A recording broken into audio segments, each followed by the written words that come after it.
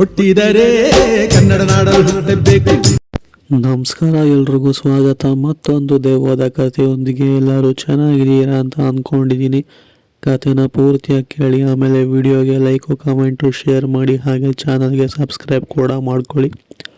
ಈ ಒಂದು ಕತೆ ಅಥವಾ ಈ ಒಂದು ಘಟನೆ ನಡೆದಿರೋದು ಬಂದ್ಬಿಟ್ಟು ಚಿಕ್ಕೋಡಿಯ ಕಾಡಂಪುರ, ಈ ಒಂದು ಸಣ್ಣ ಹಳ್ಳಿಯಲ್ಲಿ ನಡೆದಿರುವಂತಹ ಒಂದು ಘಟನೆ.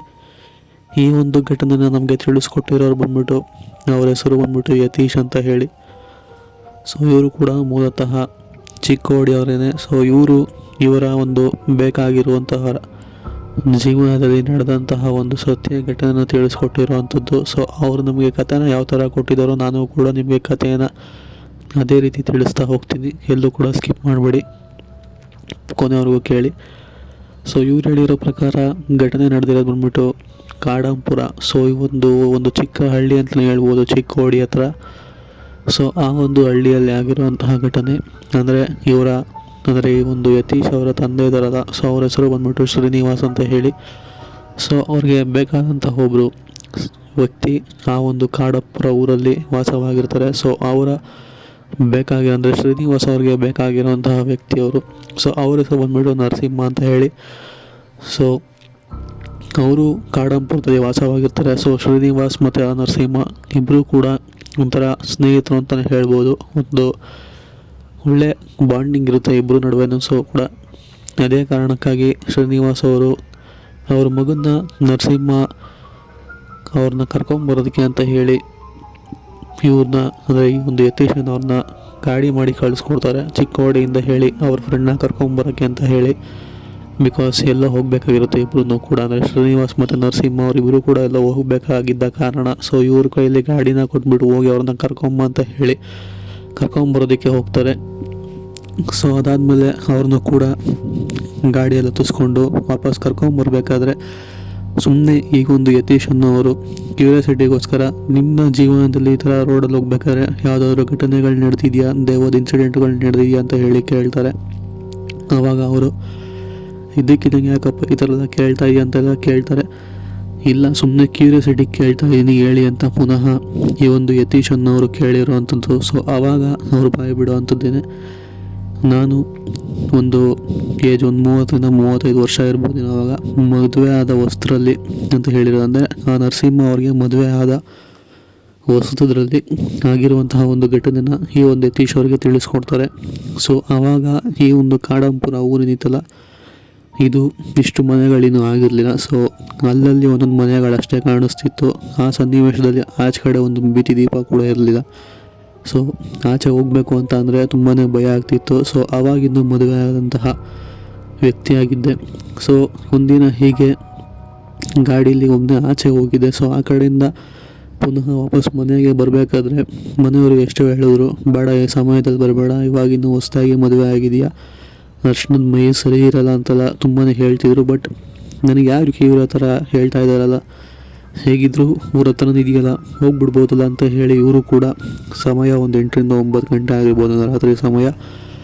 ಸೊ ಇಲ್ಲ, ನಾನು ಬಂದೇ ಬರ್ತೀನಿ ಅಂತ ಹೇಳಿ ಆ ಊರಿಂದ ಕೆಲಸ ಮುಗಿಸ್ಕೊಂಡು ವಾಪಸ್ ಹೊರಟು ಬಂದೆ. ಸೊ ಆಗ ಬರಬೇಕಾದ್ರೆ ನನಗೆ ದಾರಿಯಲ್ಲಿ ಯಾವುದೋ ಒಂದು ಹೆಂಗಸು ಕೈ ಅಡ್ಡ ಹಾಕಿ ಡ್ರಾಪ್ನ ಕೇಳ್ತಾರೆ. ಸೊ ನಾನು ಕೂಡ ಈ ಹೆಂಗಸನ್ನ ಎಲ್ಲೂ ಕೂಡ ನೋಡಿರಲ್ಲ ಮೊದಲೇ, ಬಟ್ ಆದರೂ ಕತ್ಲೆ ಇದೆ, ಅಲ್ಲೊಂದು ಮನೆಗಳು ಬೇರೆ ಅಂತ ಹೇಳಿ ಹತ್ತಿಸ್ಕೊಂಡೆ. ನಂತರ ಹತ್ತಿಸ್ಕೊಂಡು ಗಾಡಿ ಮೇಲೆ ಸ್ವಲ್ಪ ದೂರ ಕೂರಿಸ್ಕೊಂಡು ಬಂದಾದ್ಮೇಲೆ ಇನ್ನೇನು ನಮ್ಮ ಮನೆಗೆ ಹತ್ರ ಬರ್ತಿದೆ ಅನ್ನಂಗೆ ಸೊ ಅವರು ಇಳಿಯೋದಕ್ಕೆ ಕೇಳ್ತಾರೆ. ಅಂದರೆ ನಾನು ಇಲ್ಲೇ ಹೇಳ್ಕೊತೀನಿ ಬಿಡಿ ಅಂತ ಹೇಳಿ ಕೇಳ್ತಾರೆ. ಸೊ ಅದು ಎಕ್ಸಾಕ್ಟ್ಲಿ ಎಷ್ಟು ದೂರ ಇತ್ತು ಅಂದರೆ, ಇವ್ರ ಮನೆ ಒಂದು ಕಣ್ಣಿಗೆ ಕಾಣಿಸೋ ಥರನೇ ಡಿಸ್ಟೆನ್ಸು ತುಂಬಾ ಹತ್ರ ಇತ್ತು ಅಂತ ಹೇಳ್ಬೋದು. ಸೊ ಅವ್ರ ಮನೆ ಹತ್ರನೇ ಇಳಿಸ್ಕೊತಾರೆ. ನೀವು ಇಲ್ಲಿ ಇಳ್ಕೊತಿರಲ್ಲ, ನಿಮ್ಮನ್ನು ಈ ಹಿಂದೆ ನಾನೆಲ್ಲೂ ನೋಡೋ ಇಲ್ವಲ್ಲ, ಸೊ ಯಾರು ನೀವು, ನಿಮ್ಮ ಹೆಸರೇನು ಅಂತೆಲ್ಲ ಕೇಳೋದಕ್ಕೆ ಶುರು ಮಾಡ್ತಾರೆ ನರಸಿಂಹನವರು. ಸೊ ಆ ಸಮಯದಲ್ಲಿ ಆ ಒಂದು ಹೆಂಗಸು ಏನೂ ಕೂಡ ಬಾಯಿ ಬಿಡೋದಿಲ್ಲ.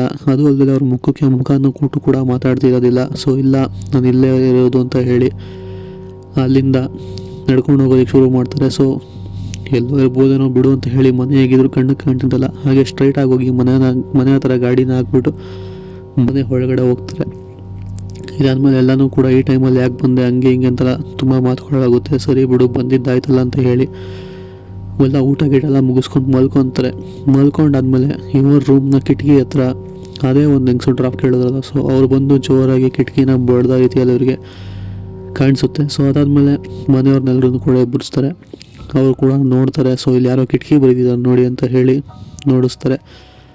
ಸೊ ಆ ಒಂದು ಕಿಟಕಿಲಿ ಬಡಿತಿರುವಂತಹ ಹೆಂಗಸೇನಿರಲ್ಲ, ಸೊ ಮುಖ ಎಲ್ಲ ಒಂಥರ ಕಪ್ಪುಗೆ, ಕಣ್ಣೆಲ್ಲ ಕೆಂಪಾಗಿರೋವಂಥದ್ದು, ಒಂಥರ ವಿಚಿತ್ರವಾಗಿ ಕಾಣಿಸ್ತಿರ್ತಾಳೆ. ಬಟ್ ಬಟ್ಟೆ ಮಾತ್ರ ಆಚೆ ಕಡೆಯಿಂದ ಬೆಳ್ಳಗಿರೋವಂಥದ್ದು, ಅಂದರೆ ವೈಟ್ ಬಟ್ಟೆ ಹಾಕ್ಕೊಂಡಿರೋವಂಥದ್ದು.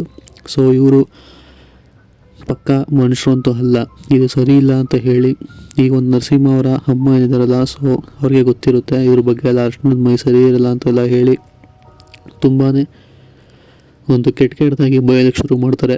ನೀನು ಯಾಕೆ ಬಂದಿಯಾ, ಇಲ್ಲಿ ಹೋಗು ಇಲ್ಲಿಂದ ಅಂತ ಹೇಳಿ ತುಂಬಾ ಕೆಟ್ಟದಾಗಿ ಬೈದ ನಂತರ ಮನೆ ಹಿಂದೆ ಆ ಕಿಟಕಿ ಹತ್ರ ಹೋಗಿ ನೋಡಿದಾಗ ಶಾಕಿಂಗ್ಲಿ ಅಲ್ಲಿ ಆ ಒಂದು ಹೆಂಗಸು ಕಾಣಿಸ್ಕೊಂಡಿಲ್ಲ. ಸೊ ಅವಳಲ್ಲಿ ಇರೋದೇ ಇಲ್ಲ. ಸೊ ಇಷ್ಟು ಬೇಗ ಹೇಗೆ ಓಡೋಗಕ್ಕೆ ಸಾಧ್ಯ, ಇಲ್ಲೆಲ್ಲ ಓಡೋಗಕ್ಕೆ ಜಾಗ ಇಲ್ಲ, ಫುಲ್ಲು ಸುತ್ತ ಬರೀ ಖಾಲಿ ಜಾಗನೇ ಇದೆಯಲ್ಲ. ನಾನು ಇದಕ್ಕೆ ಹೇಳಿ ನಿನಗೆ ಈ ಸಮಯದಲ್ಲೆಲ್ಲ ಬರಬೇಡ, ಹಿಂದೆ ಕಡೆ ಏನಾದ್ರು ಮೆಟ್ಕೊಂಡ್ಬರ್ತವೆ ಅಂತ ಹೇಳಿರೋವಂಥದ್ದು, ಏನಾದರೂ ಮಾತುಗಳನ್ನ ಕೇಳಲ್ಲ ಅಂತ ಹೇಳಿ ಮತ್ತೆ ಪುನಃ ನರಸಿಂಹ ಅವರಿಗೆ ಬೈದಿರೋವಂಥದ್ದು. ಇದಾದಮೇಲೆ ಮತ್ತೆ ಅವರಿಗೆ ಪೂಜೆ ಎಲ್ಲ ಮಾಡಿಸಿ ನಂತರ ಬಿಡುಗಡೆ ಮಾಡಿಸಿರೋವಂಥದ್ದು. ಸೊ ಈಗ ಎಲ್ಲನೂ ಕೂಡ ಚೆನ್ನಾಗಿದೆ. ಸೊ ಇದು ಆ್ಯಕ್ಚುಲಿ ಆಗಿರುವಂತಹ ಘಟನೆನ ನರಸಿಂಹ ಅವರು ಯತೀಶ್ಗೆ ತಿಳಿಸ್ಕೊಡ್ತಾರೆ ಗಾಡೀಲಿ ಬರಬೇಕಾದ್ರೆ. ಸೊ ಇದೇ ಒಂದು ಕಥೆನ ಯತೀಶ್ ಅವರು ನಮಗೆ ತಿಳಿಸ್ಕೊಟ್ಟಿರುವಂಥದ್ದು. ಅವರ ಜೀವನದಲ್ಲಿ ಅಥವಾ ಅವ್ರಿಗೆ ಬೇಕಾಗಿರುವಂತಹ ವ್ಯಕ್ತಿಯ ಜೀವನದಲ್ಲಿ ಆದಂತಹ ಒಂದು ಘಟನೆ ಇಷ್ಟ ಆಗಿದೆ ಅಂತ ಅಂದ್ಕೊಂಡಿದ್ದೀನಿ. ಇಷ್ಟ ಆಗಿದರೆ ಒಂದೇ ಒಂದು ಲೈಕ್ ಮಾಡ್ಕೊಳ್ಳಿ. ಹಾಗೆ ಚಾನಲ್ಗೆ ಸಬ್ಸ್ಕ್ರೈಬ್ ಆಗಿಲ್ಲ ಅಂತ ಈ ಕೂಡಲೇ ಸಬ್ಸ್ಕ್ರೈಬ್ ಕೂಡ ಮಾಡ್ಕೊಳ್ಳಿ. ಹಾಗೆ ನಿಮ್ಮ ಫ್ರೆಂಡ್ಸ್ಗೆಲ್ಲ ಶೇರ್ ಮಾಡಿ, ಆದಷ್ಟು ಬೇಗ ಸಬ್ಸ್ಕ್ರೈಬ್ ಮಾಡಿಸಿ ಅಂತ ಹೇಳ್ತಾ ಸಿಗೋಣ ಮತ್ತೊಂದು ದೆವ್ವದ ಕಥೆಯೊಂದಿಗೆ. ಸೊ ಅಲ್ಲಿವರೆಗೂ ನೀವು take care. Good bye friends. ನಮಸ್ಕಾರ.